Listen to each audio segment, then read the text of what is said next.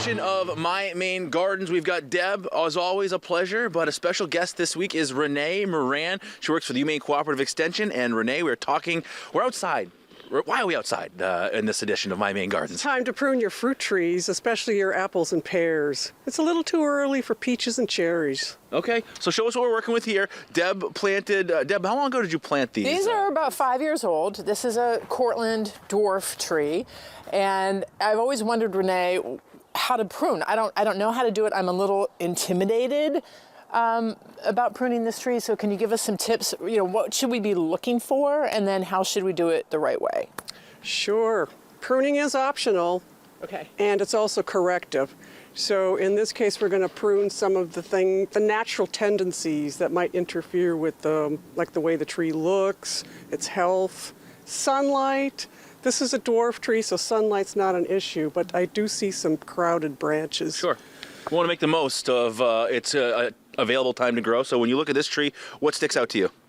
I see a dead branch that's got a sharp point that could impale somebody. Oh no. We're going to take that off. I also see some branches that are trying to grow from the base of the tree where a branch wasn't pruned all the way back to the collar, and it continues to regrow every year. So we're going to use the saw to take that out. And ultimately, what is the goal here? To kind of what I just alluded to there is to make the most of what's available? This tree, because it's a dwarf, the rootstock is taking care of the tree size, so we're not pruning it to be smaller.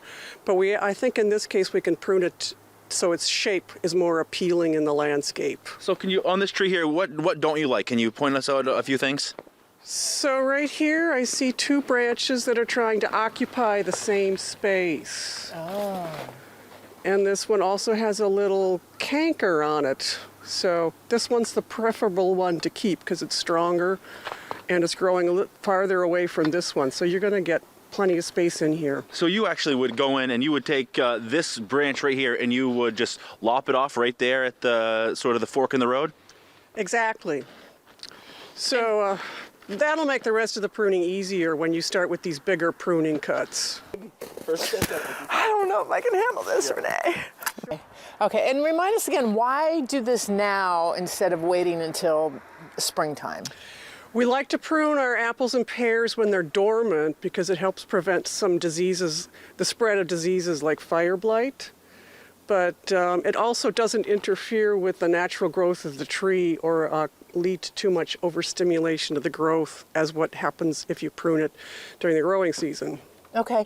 Now, can you show us how to do a prune, how to do the right cut? I've read that you should cut at an angle. True or false?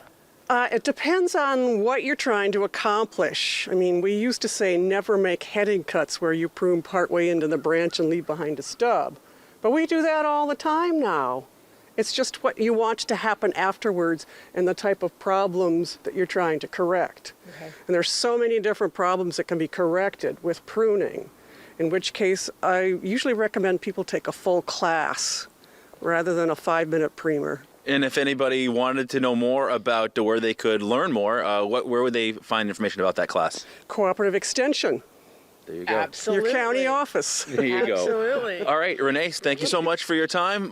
We will, here's the finished product of what this actually looks like. Wow, holy Toledo, and look at all that room to grow. So all those and much, much more tips coming your way. If you want to see this again, you can go to our website. That is wabi.tv. Click on the My Maine Gardens tab. Look at that. Okay, back with more right after this.